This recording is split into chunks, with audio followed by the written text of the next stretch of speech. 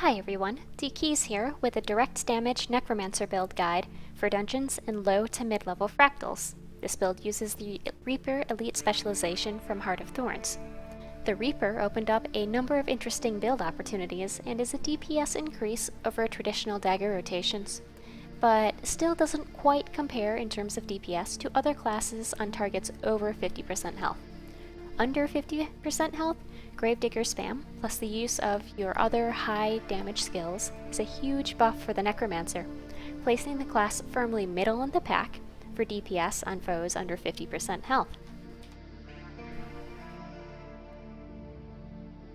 The three trait lines you'll typically use with this build while in groups are Spite, Blood Magic, and Reaper. In Spite, Reaper's Might will generate some might for yourself while in Shroud, though this really isn't that useful as long as you have a failing strength warrior around. When roaming in open world or when low manning stuff, this might get a little bit more use because you'll have great self-buffing potential. At the Adepts level, Spiteful Talisman is a 5% damage modifier, and also is a recharge reduction for your focus skills. Now, if you're using your focus, that recharge reduction means you'll be able to strip more boons if necessary and it would be a DPS increase. Another option, if in low mans or in suboptimal party compositions, would be Bitter Chill. Since the Reaper has a lot of capability of putting out chill, this will really help maintain your vulnerability on targets, which has some great synergy with traits later on. Death's Embrace is again another way to stack vulnerability on your target. At the Master level, Chill of Death again stacks more chill on your target and also removes some boons, which is great in some levels of fractals.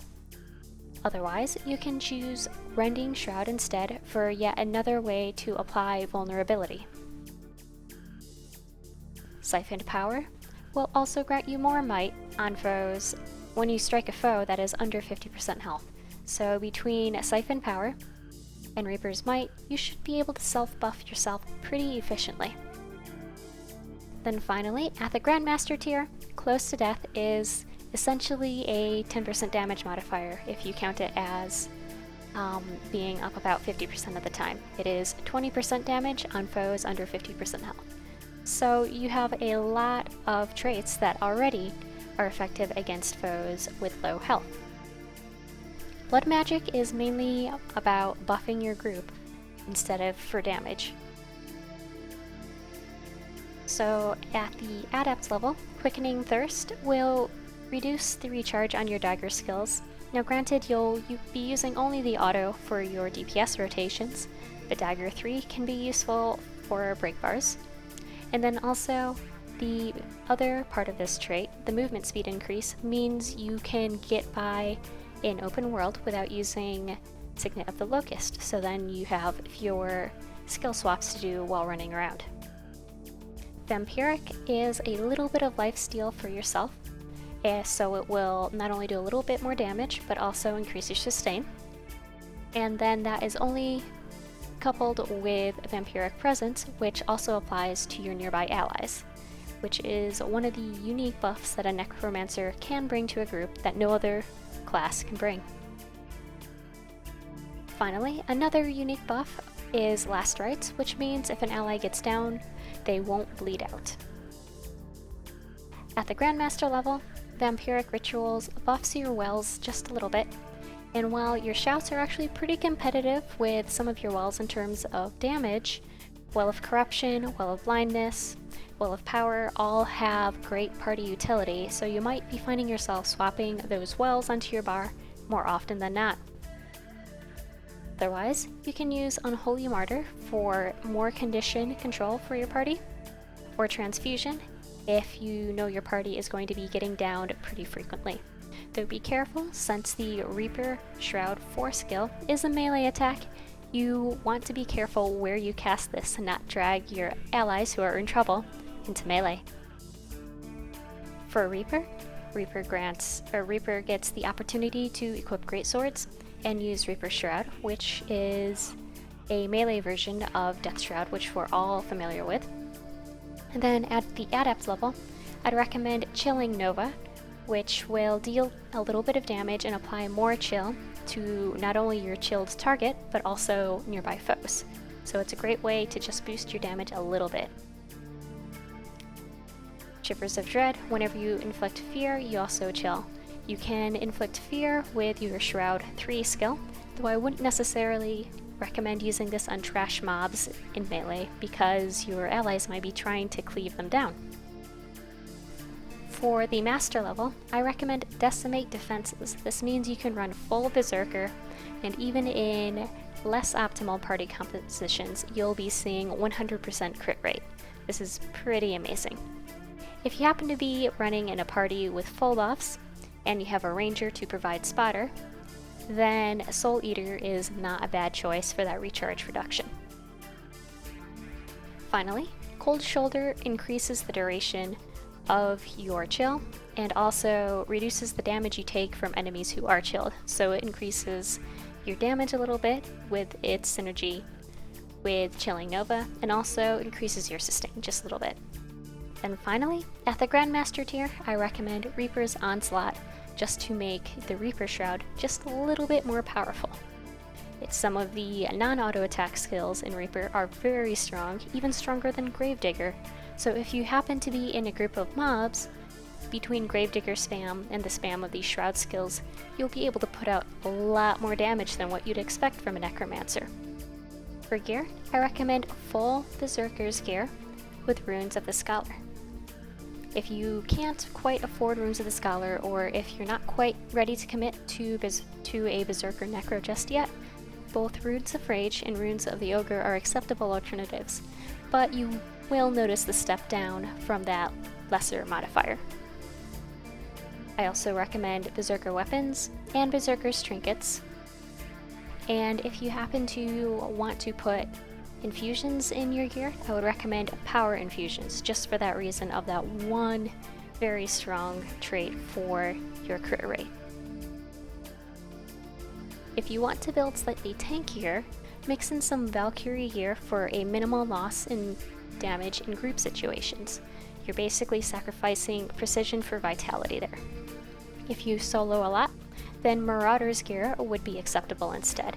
You'll maintain high power, precision, and ferocity, and gain a decent amount of vitality without really hurting your DPS all that much. Like I know for Staff Ellie, it's only about a 5% DPS loss to have Marauder's weapons and armor.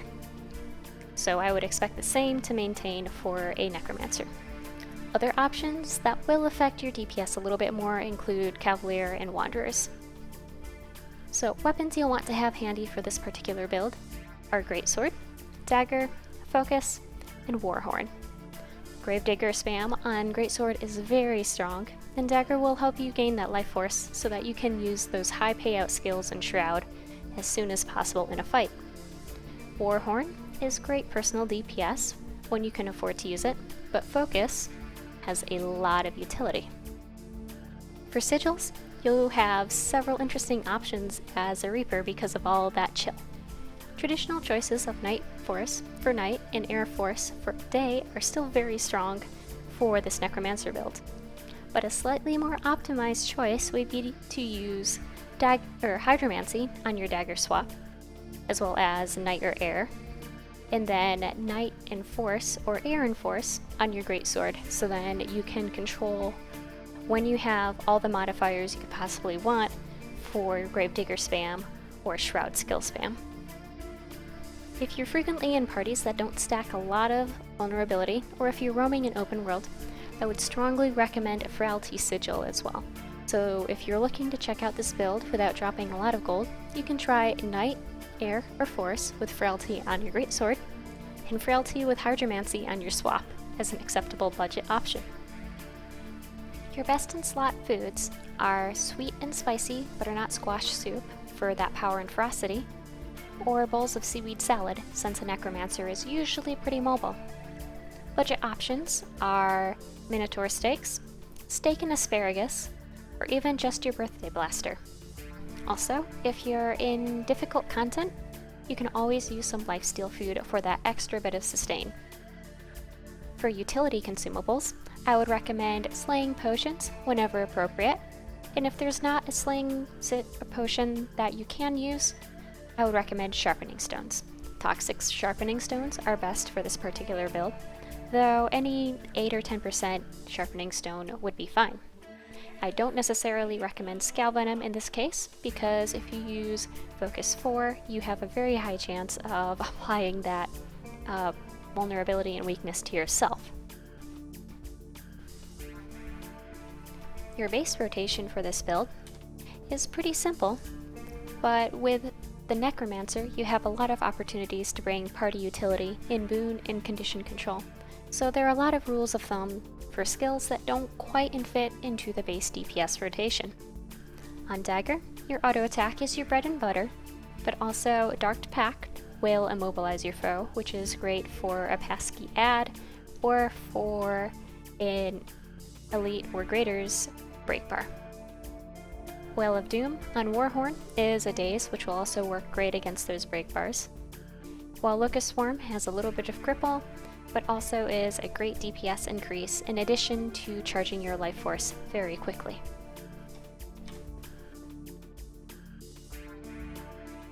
On Focus, Reaper's Touch will be a DPS increase if you happen to use that, stacks Vuln, and also generates life force instead of Locust Swarm. Finally, Focus 5, Spinal Shivers isn't necessarily a DPS increase on mobs that don't have any boons, but if you're doing fractals where the mobs will receive a lot of boons, then it actually does end up being a little bit of a DPS buff. And of course, the chilled on top of that will boost your damage just a little bit more. On Greatsword, the auto attack isn't bad. It generates a little bit of life force and applies chill to the enemy, and actually in situations where you have 3 or more mobs around is a better choice than dagger auto attacks, but isn't quite as strong versus single target.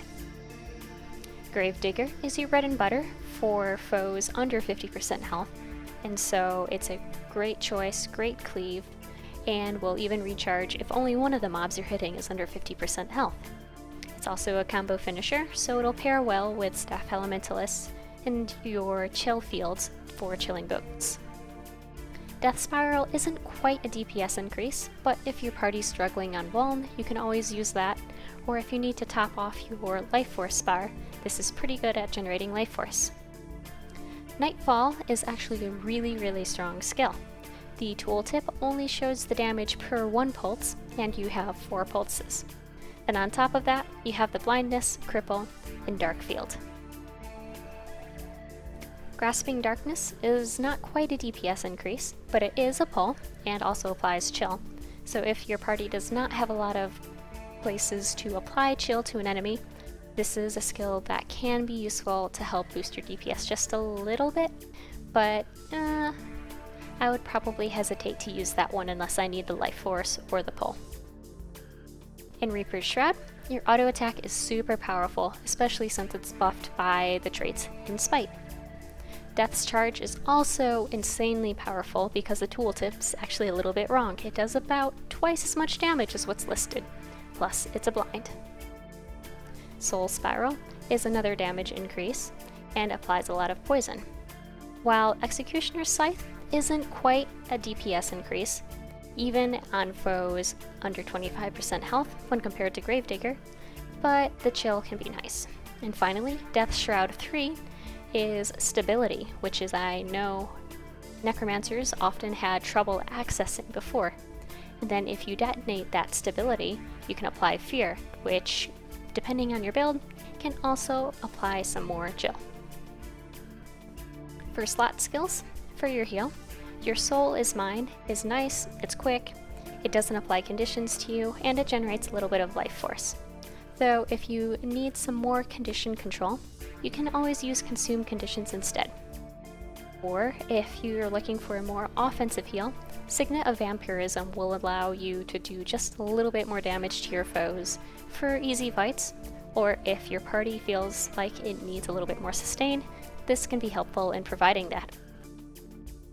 Signet of Spite is a 180 power increase, so it's just a very solid all-around offensive buff, as well as Well of Suffering, which is very strong damage and additionally applies vulnerability and siphons health. Then Suffer is a great choice for your third DPS option because it's a lot of damage and also applies that chill and is on a pretty low cooldown. You have tons of other options as a Necromancer though. Your other wells are great, with Well of Corruption not only being solid damage, but also stripping boons from enemies. Well of Power will change those conditions on your allies to boons, and Well of Darkness is a great AoE blind. Spectral Walk can be helpful for getting around, and Spectral Wall can be great for controlling enemies if there's a lot getting to you very quickly. Spectral Grasp can also be useful for pulling mobs from a long range. And finally, Spectral Armor can give yourself some prot if your group isn't providing any. Corrosive Poison Cloud, even though it's not as amazing as it was, is still a great projectile block and has a very low cooldown, so you can achieve almost a 1/3% or a 30% uptime for projectile blocks for your groups just by yourself. And then finally, Nothing Can Save You is another way to control boons on your ally or on your enemies, and also makes your attacks unblockable, which is useful for some cases in fractals. For your elite, Lich Form is an alright choice. It provides stability for yourself, is pretty strong on its auto attack, and can also apply chill. Though if you prefer just playing around with a Reaper style, you can always use Chill to the Bone instead, which will also provide stability for yourself, stun your foes, so great for Breakbar again, and apply chill. The basic rotation for a direct damage Reaper starts with Greatsword and utility skill burst, such as Will of Suffering, Suffer, Chill to the Bone, and then on Greatsword, Nightfall, and Gravedigger. Swap to Dagger and use either Locust Swarm, if using Warhorn, or Reaper's Touch on Focus, and then auto attack on Dagger until you can weapon swap. Swap, use Gravedigger, and then enter Shroud. In Shroud, use Death's Charge, Soul Sparrow, auto, and Death's Charge again before swapping out. Use Gravedigger and Nightfall, off cooldown, then swap to Dagger, and use Locust Swarm or Reaper's Touch and Dagger auto again until weapon swap. Of course, use your damage utility slot skills as they come off cooldown, and use your utility skills such as Corrosive Poison Cloud, or Will of Corruption, or Will of Power, as your party needs them. Once your foe is under 50% health, just go ahead and camp Greatsword. Use Gravedigger as your auto attack, filling in Nightfall, as well as Death's Charge in Shroud as they come off cooldown. You'll be able to tell when Death's Charge is off cooldown because its cooldown is less than that of Shroud itself. And that's it for Berserker Necro for now. I plan on playing around with Kandi Necro and seeing what I can come up with for those high-level fractals, and I will let you know if I figure out any new things about this class, as I am pretty new to it and I might have overlooked some stuff. Thanks for watching, and I hope you all enjoyed it.